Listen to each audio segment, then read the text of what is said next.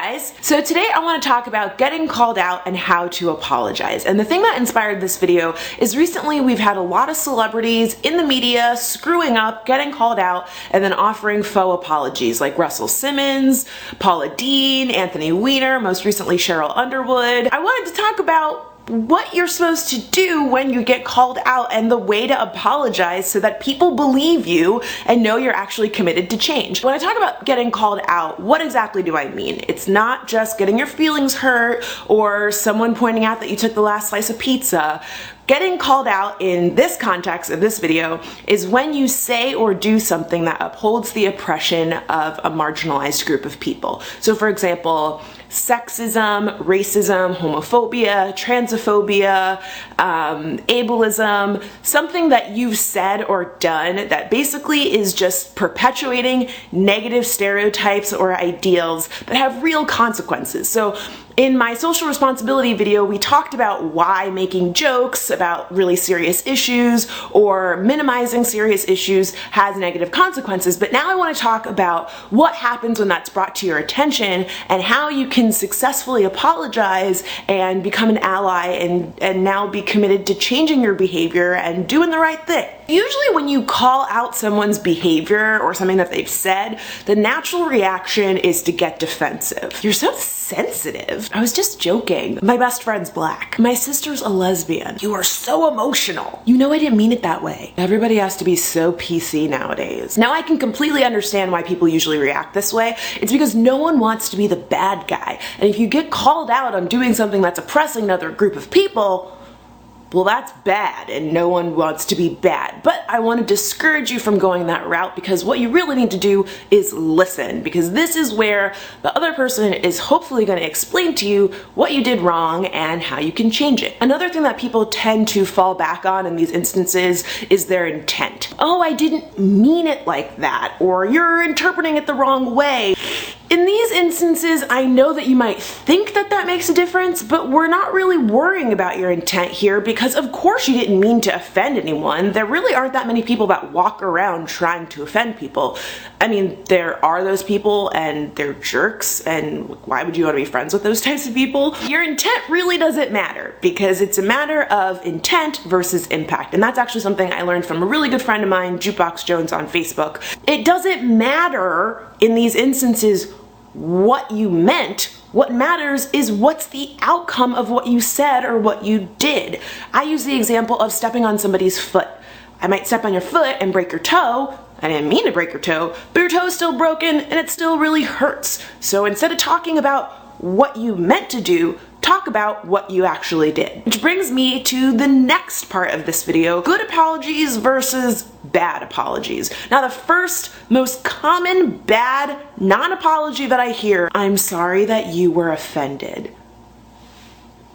That is like the worst non-apology ever, because instead of taking responsibility for your actions, you're putting the blame on the other person and saying that it's your fault that you're offended, not that you did something that offended them. So don't make that mistake. Another one that I hear a lot of times is, I'm sorry if you were offended.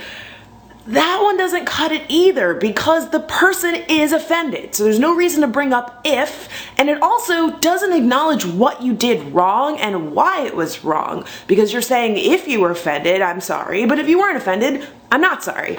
And again, that's not how you do this apology thing. A real genuine apology is made up of two parts. The first part is you take responsibility for what you've done, and then the second part is you make a commitment to change the behavior. It's that simple, and trust me, as someone that's apologized more than a few times, as someone that's been called out more than a few times, it's not really that hard to do. The best way that I can figure out to drive this point home is to give you an example using myself. So about 2 years ago, I made this video called Queen for a Day, where I dressed up as a drag queen, went around New York City and asked people to guess if I was a man or a woman.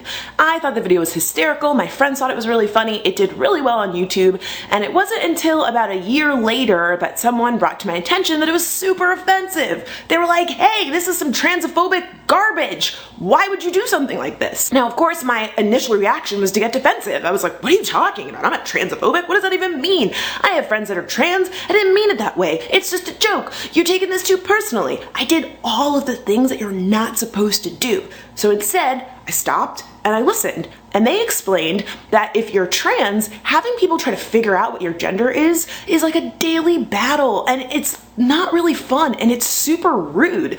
And making a video that encourages that and kind of makes a game or something funny out of questioning someone's gender is basically encouraging people to participate in that type of behavior. And that's really, really bad, especially when you consider the fact that there are trans people who are regularly assaulted and murdered because people are trying to question and figure out how they identify. So once this was brought to my attention, I was like, you're right. I'm so sorry. Didn't need to talk about what my intent was or why I did it. Instead, I just said, wow, I'm really sorry. I'm really gonna make sure that I don't do that again.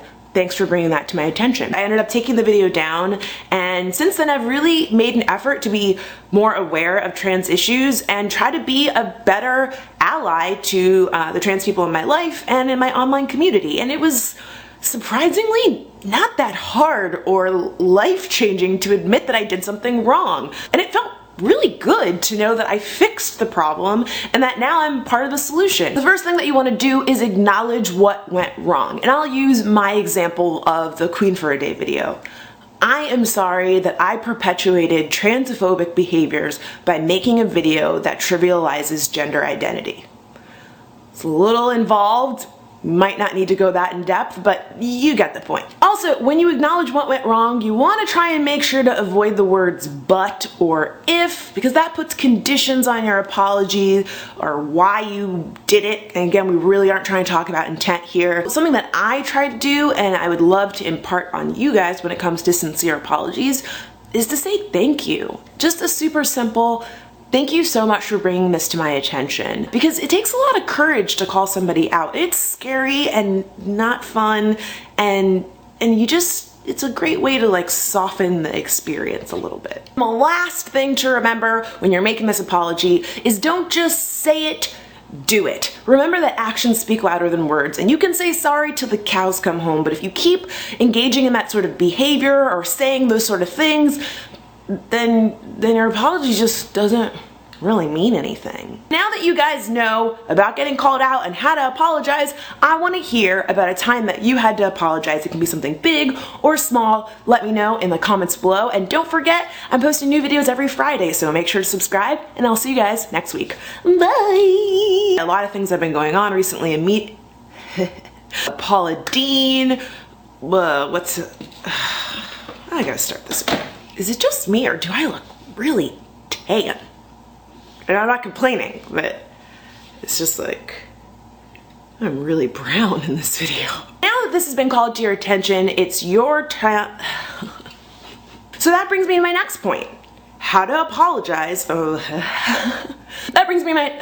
Which brings me to my next point. How to apologize. Make sure that you avoid the words but or if possible. If possible. Something else that I try to keep in mind in these circumstances is that